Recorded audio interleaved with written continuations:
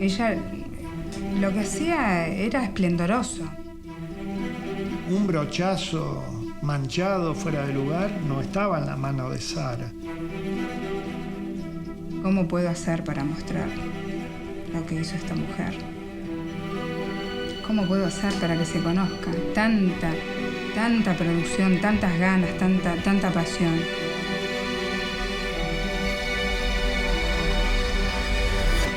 Es contar la historia.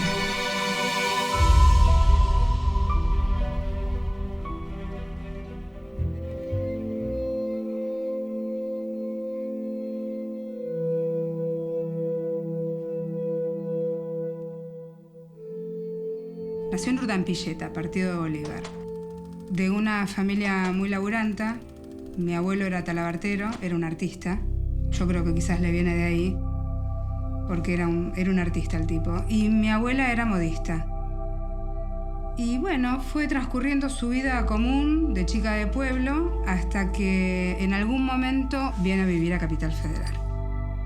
Era chiquita, tenía 15 años. Y a los 17 años se enfermó. Estuvo 2 años internada en un hospital y cuando sale, mi viejo le hizo otro tiro, ¿no? Distinto, para ponerse de novio. Uno ve cómo la persona se defiende en la vida y vos sos un observador de tus viejos. Entonces vas viendo cómo la persona... Bueno, de pronto hace el camino que tiene que hacer. Ella necesitaba trabajar porque había que sacar el mango en mi casa.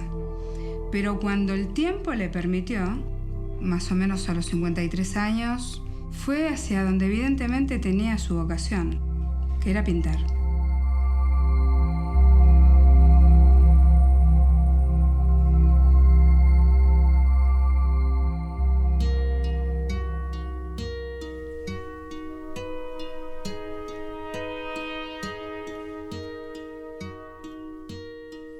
Yo me meto de lleno en la obra de mi mamá cuando falleció.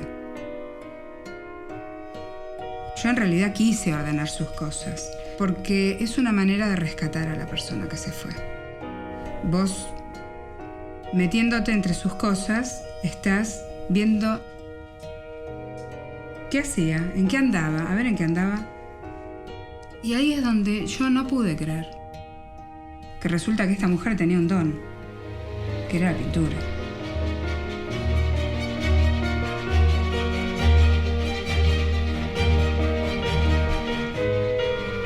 No tenía día de descanso, o sea, ella pintaba todos los días, de una rigurosidad, ¿entendés? Muy metódica, muy seria, muy perseverante. Esto de que si no pinto no puedo estar. Lo que más me impactó al encontrarme con las obras de Sara fue ver la cantidad de obras. La cantidad de obras que es donde yo encuentro que hay un artista que tiene una pasión muy clara y muy fuerte. Al ver la cantidad de obras y en el paso del tiempo, veo que su pasión siempre fue constante y siempre estuvo presente. Yo le decía a Sara, hay que ensayar esta hoja 200 veces, y Sara la ensayaba 400 y me traía los deberes y yo miraba todo. Una alumna de esas que vos quisieras tener muchas de ellas. Y yo me acuerdo, y yo tendría capaz que 10, 11 años, porque lo tengo muy grabado en la memoria, que de repente a mi casa llegaban sobres de papel madera con libros adentro, y era un curso que ella había tomado por correo de diseño de interiores. Y ahí es donde yo empiezo a ver las cosas que mi mamá dibujaba, pero no la veía cuando lo hacía.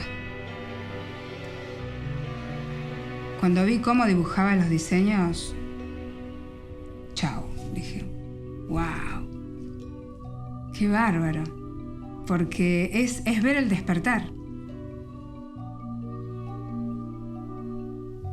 Y a partir de ahí ya le quedó corto y quiso más y empezó a aprender, empezó a consumir.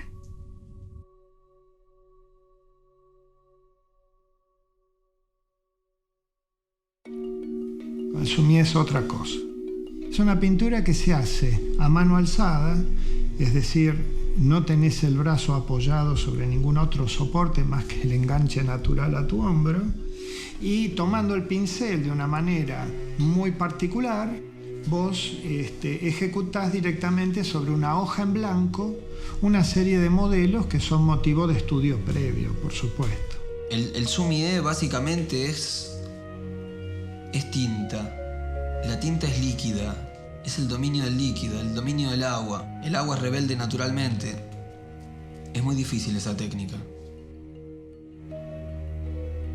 Si sos una persona arrojada, no puedo yo moderarte, no debo moderarte. Tengo que enseñarte y tus pinceladas deben de ser arrojadas.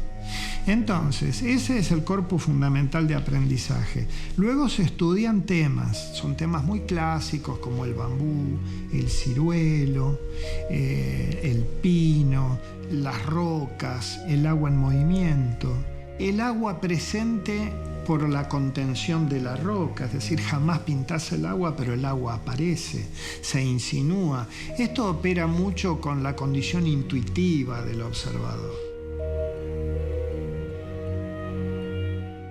El hecho de poder firmarla y sellarla es todo, es tocar el cielo con las manos, ¿viste? Ahora, la firma te la pone tu maestro en algún momento. Y significó mucho lo del sello porque además creo que parte de lo que quizás le llenó los espacios, que no le llenó el no tener una exposición propia y que la gente en forma masiva la reconozca. La obra sin sello no tiene autoría. Puede tener cualquier firma, pero sin sello no está validada. Eso es algo que uno ansía como discípulo porque uno no sabe exactamente cuándo ha llegado a tocar lo esencial de esta pintura, de modo tal que ya tu profesor no tenga casi nada para transferirte. Ya está todo en tus manos, vos solo tenés que ejercer.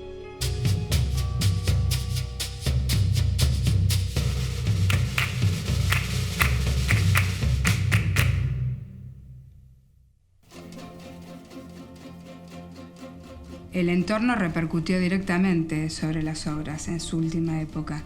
Los 2 últimos años que pintó, yo noté cómo ahí hubo un cambio drástico desde pintar en su casa, que era un departamento.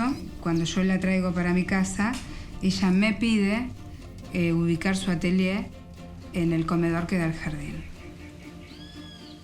Fue reencontrarse con un espacio verde donde ella no tuvo durante muchos años de su vida, posiblemente después de que se fue de Bolívar.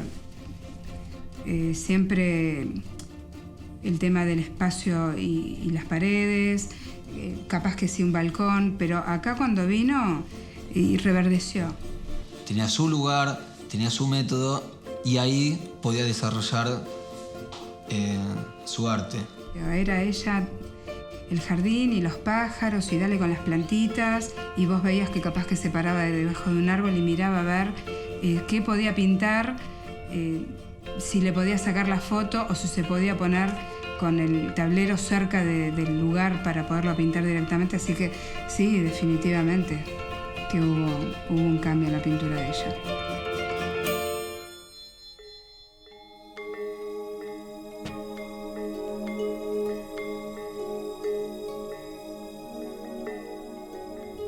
Cuando ella tiene la iniciativa de empezar con otro tipo de pintura, ahí yo la veo cómo se va de lleno a la figura humana. Y fue descubrir otras cuestiones. Al observar sus obras se ve que probó, experimentó, buscó.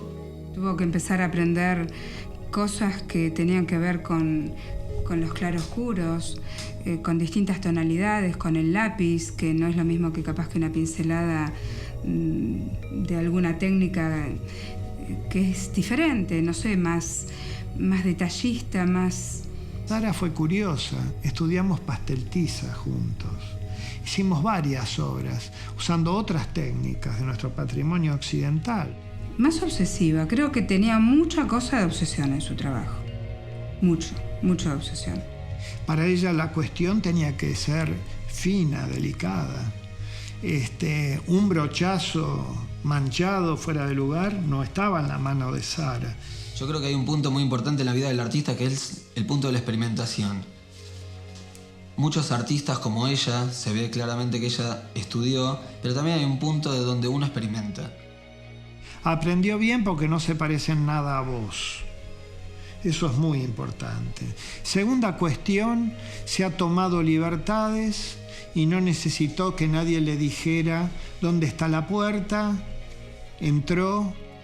Yo vi también otras obras donde se encuentran otras búsquedas, otras maneras también de explayar su arte. Asumió la técnica y con ella trató de hacer su indagación. Sí, me parece que sus obras eran consistentes, eran sólidas. Es más, las últimas. Que me parece que... yo creo que con el tiempo ella llegó a estar satisfecha con la obra.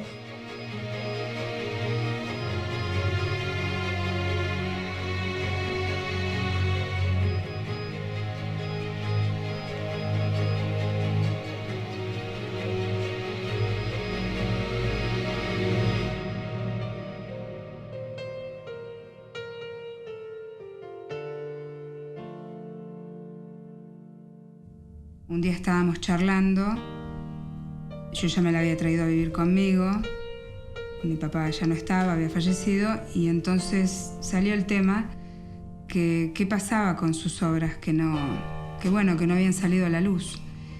Y entonces me dijo, me faltaron 10 años.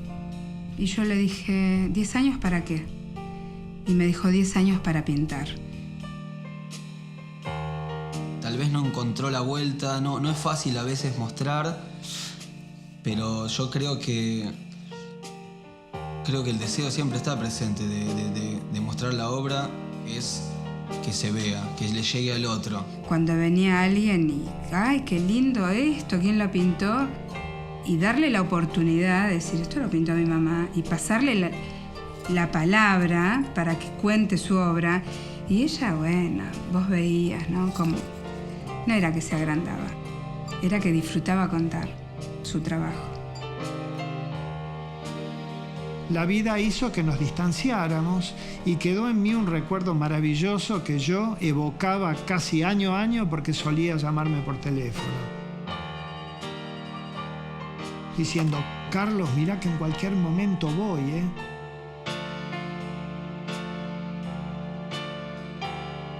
Bueno, Sara, yo te espero siempre.